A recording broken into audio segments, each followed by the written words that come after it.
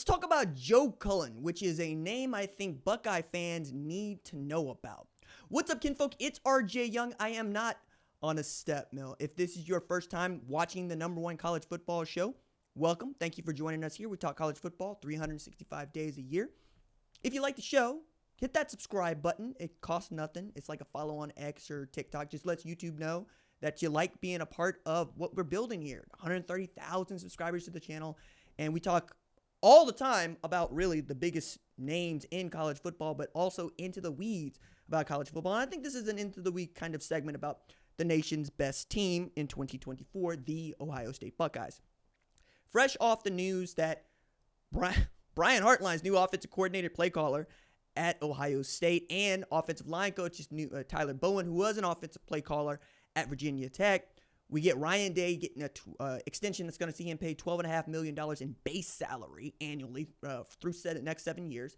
Makes him the second highest paid coach in the history of the sport, behind Kirby Smart, who makes about $13.2 million, ahead of Dabo Swinney, who makes about $11.1.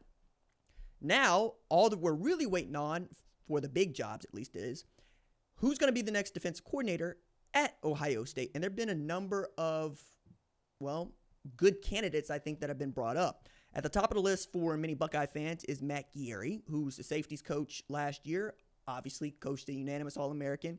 And Caleb Downs had another great safety in Latham Ransom. I don't think got enough pub because that dude was coming down and sticking it to people.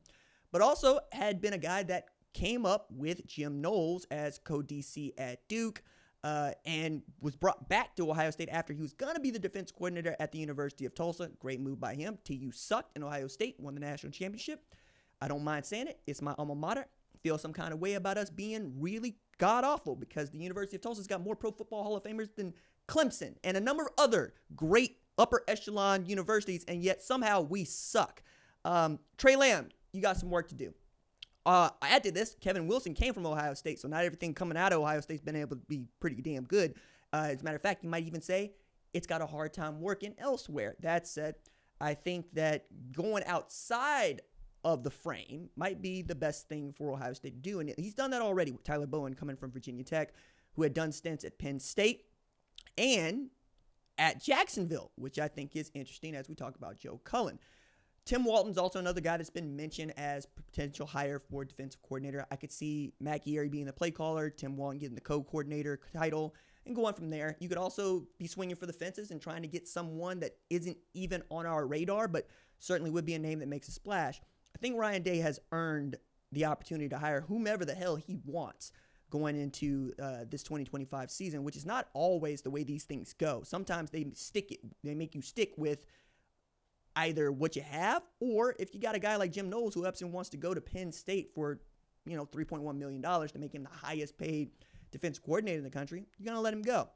So how does Joe Cullen fit into these things? Well, he is the defensive line coach for the Kansas City Chiefs, which means that he is looking at trying to win third Super Bowl as a member of the Kansas City Chiefs this Sunday.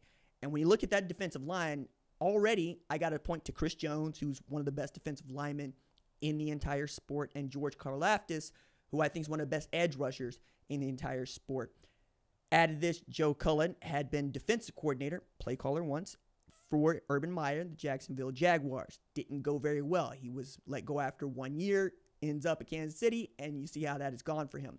Before that, though, he had done a little bit in college, played his college football at UMass, and then almost directly, exclusively, went straight to the NFL as soon as he could. I mean, he did stops at Indiana, Memphis, LSU, and then we're talking about getting with the Detroit Lions, coaching for Rod Marinelli, where I think this is going to come up, so we're just going to talk about it now.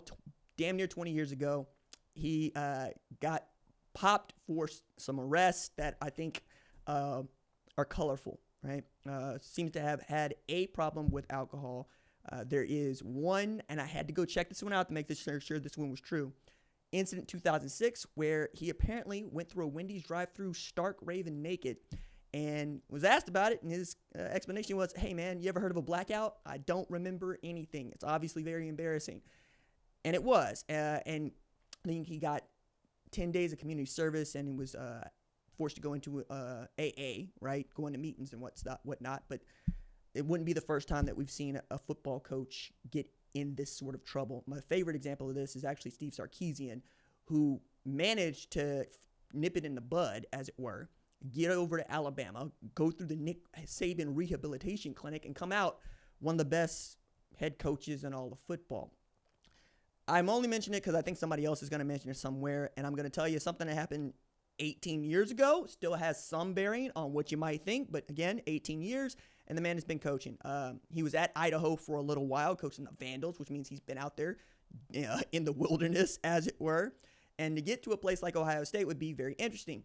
Him being the defensive play caller, I think, would be kind of cool to watch, because you know how a guy who coached defensive line at Kansas City and has coached defensive line at Detroit might look at a place, or defensive line in Baltimore Ravens, by the way, for John Harbaugh. He might look at Larry Johnson Sr. and think there's something he could learn too, or something he could contribute, and maybe vice versa. And that was a lot of, really, if you believe the scuttle, the hang up between Jim Knowles and whatever divorce was coming anyway with him in Ohio State. Frankly, after the Oregon game where you got Nick Saban calling out on national television, your defense is predictable and vanilla.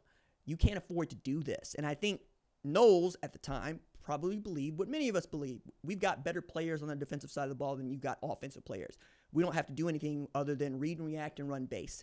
No is the answer, right? You can't do that. So Ryan Day, Larry Johnson, and Jim Knowles form a triumvirate that retools most of what the defense does, built on pressure packages and letting those edge rushers and defensive linemen go to work, right? Jack Sawyer, JT Tuimoloau, Tyleik Williams, and so forth, so on. Larry Johnson has been so good at his job, going all the way back to Penn State, that it's really difficult for anyone, I think, with any measure of knowledge of who he is, to tell him he don't know what he's doing, and I'm sure he doesn't like that. Also, add to this is a man who wants to coach defensive line. He's not wanted to be a coordinator. He's not wanted to be a head coach. But for the one game that Ryan Day had to miss due to COVID 2020, the interim was Larry Johnson Sr. That's how much sway he's got. You got to know that if you're the coordinator at Ohio State, whether you're Matt Chieri or perhaps Joe Cullen. Getting an outside look, and also getting a guy that has been working with Steve Spagnuolo for the last 3 years, I think is a great thing for Ohio State. When you look at what Spags has done, not just with that line, but he's going to bring pressure. His safeties are good. I would even say Trent McDuffie's one of the better corners in all of football. You can get there real quick and feel like, okay, what they're doing at Kansas City layers over the top of what Ohio State wants to do very well. Question becomes how warm is this? And I tend to think that it is, because we haven't heard a defensive coordinator hire yet. Whereas there was already news leaking out that Brian Hartline was going to be the offensive coordinator a couple of days before he was even announced. And the only name that has come up outside of Matt Chieri's for me has been Joe Cullen, and it has simply been, in quotes, a name you should watch. So we're going to be watching that name, and we're going to see what happens come Monday after the Super Bowl is played. Maybe Kansas City gets a win, maybe they don't. Maybe Philly can go get a win, maybe they don't. As a Dallas Cowboys fan, maybe both of y'all could lose, but I don't think that would be that entertaining a game. But I did want to talk about that just for a little bit, and you let me know in the comments below.